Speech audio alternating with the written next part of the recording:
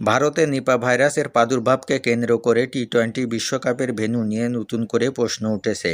Pakistani television জিএনএন-এর দাবি, ভারতে খেলতে অস্বীকৃতি জানানোয় বাংলাদেশকে বাদ দেওয়ার পর এবার ইংল্যান্ডও ভারতে খেলতে যেতে অস্বীকৃতি জানিয়েছে। চ্যানেলটির এক টক শোতে আলোচক ও সাংবাদিকরা বলেন, ইউরোপের কয়েকটি দেশ ভারতের বর্তমান স্বাস্থ্য পরিস্থিতি নিয়ে উদ্বিগ্ন।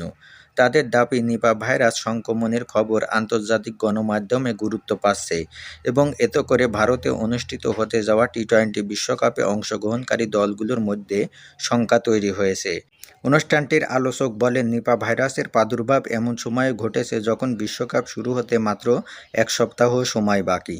ফলে এ সময়ে পুরো টুর্নামেন্ট শ্রীলঙ্কায় সরিয়ে নেওয়া বাস্তবসম্মত হবে কিনা তা নিয়েও রয়েছে সংশয়। বর্তমান সূচি অনুযায়ী ২০ দলের এই বিশ্বকাপে মোট ম্যাচ হওয়ার কথা ৫৫টি, যার মধ্যে শ্রীলঙ্কায় ২০টি, বাকিগুলো ভারতে। পুরো আয়োজন এক দেশে সরিয়ে নেওয়া তাই লজিস্টিক দিক থেকে জটিল হবে বলেই মনে করছেন বিশ্লেষকরা। আইসিসি এর আগে বাংলাদেশের ভেন্যু পরিবর্তনের আবেদন নাকচ করেছে। যুক্তি ছিল, সূচি ও আয়োজন কাঠামো এত স্বল্প সময়ে পরিবর্তন সম্ভব নয়।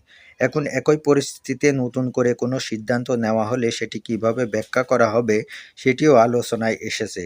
তবে ইংল্যান্ড ক্রিকেট বোর্ড আনুষ্ঠানিকভাবে এ বিষয়ে কোনো বিবৃতি দিয়েছে কিনা সেটি স্পষ্টভাবে জানা যায়নি। আইসিসির পক্ষ থেকেও এ বিষয়ে কোনো মন্তব্য আসেনি। তাই এখন সবার নজর আইসিসি ও ইংল্যান্ড ক্রিকেট বোর্ডের দিকে।